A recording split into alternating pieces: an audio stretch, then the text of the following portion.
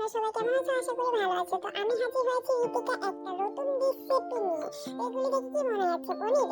একদমই না, এগুলি পনির নয়, এগুলি হচ্ছে ডিম। তো দেখতে কিছুটা পনিরের মতো, যদি আমি হলুদ না দিতাম তাহলে এগুলো একদম পনিরের মতো লাগতো। তো এখানে আমি কিছু পেঁয়াজ কুচি করে নিয়েছি, সাথে নিয়েছি হলুদ, জিরা, ধনিয়া, শুকনো লঙ্কা, কাঁচা লঙ্কা, আদা, রসুন এবং পেঁয়াজ কুচি। সাথে নিয়েছি কিছু আলু সিদ্ধ। ডিম সিদ্ধর মেশিনের মধ্যে আমি আলু সিদ্ধ করেছি, আর মেশিনটা খুবই ভালো। যদি এটা রিভিউ পেতে চাও তাহলে অবশ্যই কমেন্টে বলবে। আর এইগুলি তো মানে এত স্বাদ খেতে, কি বলবো। ডিম তো সবাই খাও, যারা খাও না তারাও এটা খাবে, কারণ এত টেস্ট। তো আমি এগুলিকে এখন মিক্সচার বলে নিয়ে নেব, তারপরে এটি গ্র্যান্ড করে নেব, ঠিক আছে। তো তোমরা এই ভিডিওটা দেখো, আর তোমরা একদম মানে একদিন হলেও বাড়িতে এটা ট্রাই করবে, বানাবে, নিজেরা ট্রাই করবে, দেখবে এত স্বাদ। যারা ডিম খায় না তারাও এইরকম বানিয়ে দিলে খাবে। তো আমি পনিরগুলি, সরি মানে পনির নয়, এই ডিমগুলি, এগুলি আমি এখন রেখে দিচ্ছি, এগুলি পরে আমি দেখাবো। আর এগুলি এত সফট, আমি তোমাদেরকে ভেঙে মানে টাচ করে দেখাচ্ছি। দেখো, যদি আমি আরেকটু প্রেস করি তাহলে এগুলি ভেঙে যাবে। তো দেখতে পাচ্ছ তোমরা, এত সফট এগুলি, কি বলবো। মানে আমার তো খুব টেস্ট লাগে, খুব টেস্ট, একদম সেই।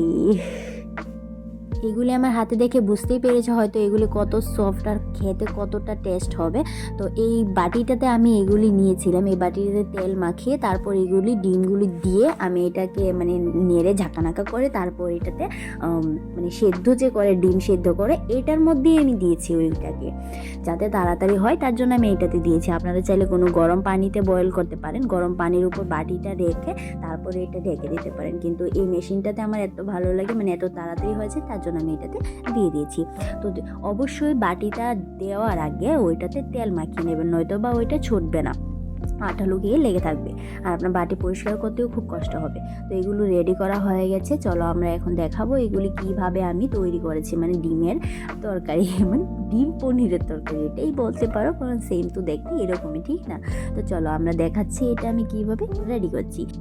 তো এই আলুগুলিকে আমি এখন তেলের মধ্যে একটু ভেজে নিচ্ছি, আর এই আলুগুলিকে আমি একটু সেদ্ধ কম করেছি, কারণ এটি পরবর্তী সময় ঝোল দেওয়ার পর সেটা সেদ্ধ ভালোভাবে হওয়া যাবে।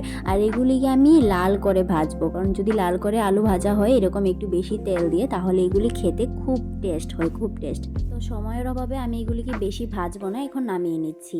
তোমরা অবশ্যই একটু বেশি ভাজবে। তো আমি এখানে তেলের মধ্যে একটু ভেজে নিচ্ছি, বেশি ভাজবে না, তাহলে ডিমের মতো মানে ফুলে যাবে, এগুলি পনিরের মতো লাগবে না। তো তোমরা না ভাজলেও পারো, আমি এখানে তেল একটু বেশি দিয়েছিলাম সেদ্ধ করার সময়, তার জন্য এখানে ভাজছি। তোমরা না ভাজলেও এটা হবে, আর না ভেজে খেতে আর একটু টেস্ট হবে, আর ভাজলে টেস্টটা একটু কম হয়ে যায়। আর চেষ্টা করবে এই ডিমগুলিকে মানে আরও পাতলা করে কাটার, আমি এখানে ভারী করে কেটেছি, কিন্তু তোমরা পাতলা করে কাটবে, এবং এগুলিকে তেলে একদমই ভাজবে না, তাহলে খেতে আরও টেস্ট লাগবে। আমার ডিম ভাজা হয়ে গিয়েছে, এখন আমি এটাতে দিয়ে দিয়েছি পেঁয়াজ কুচি। পেঁয়াজটা কিছুটা হলে তারপর আমি এটাতে দিয়ে দেবো পেস্ট করে রাখা মশলা। এখানে পেঁয়াজ, আদা, রসুন, কাঁচা লঙ্কা, শুকনো লঙ্কা এইগুলি পেস্ট করা হয়েছিল, তো সেইগুলিকে আমি এখানে দিয়ে দেব। মশলাটা দেওয়ার পর এগুলিকে ভালোভাবে ভেজে নেবেন, চেষ্টা করবেন গ্যাসের ফ্লেমটা একটু মাঝারি রাখার, কারণ এগুলি পুড়ে গেলেও ভালো লাগবে না, আর কম ভাজা হলেও ভালো লাগবে না। তো এগুলো আপনারা ঠিকমতো ভেজে নেবেন, একটু কড়া করে ভাজবেন, যাতে এগুলির একটু স্মেলটা ভালো আসে। তারপর এগুলির মধ্যে দিয়ে দেবেন ভেজে রাখা আলু আর ডিম, সেগুলি এখানে ঢেলে তারপর এগুলিকে একটু ভালোভাবে নেড়ে নেবেন, নেড়ে ঝাঁকানাকা করে তারপর এগুলিকে একটু ভালোভাবে ভাজবেন, আর একটু ভাজবেন, ভাজার পর এগুলিতে দিয়ে দেবেন গ্রাইন্ড করা মিক্সচারে একটু পানি নিয়ে নেবেন, কারণ আমরা তো বাঙালি বস, আমরা কিছুই নষ্ট করি না, তার জন্য এই মশলাটাও ফেলতে আমাদের কষ্ট হয়, তার জন্য সেটাও আমরা পানিতে দিয়ে দিই। তো এটা দেওয়ার পর পানিটার সঙ্গে নেড়ে চেড়ে একটু মিশিয়ে নেবেন, তারপর এটার মধ্যে দিয়ে দেবেন একটু হলুদ গুঁড়ো, তারপর দেবেন একটু লঙ্কা গুঁড়ো। আপনারা চাইলে এটা স্কিপ করতে পারেন, আমার ভালো লেগেছে তাই আমি দিয়েছি, কারণ এটাতে দিলে একটা আলাদা টেস্ট হয়।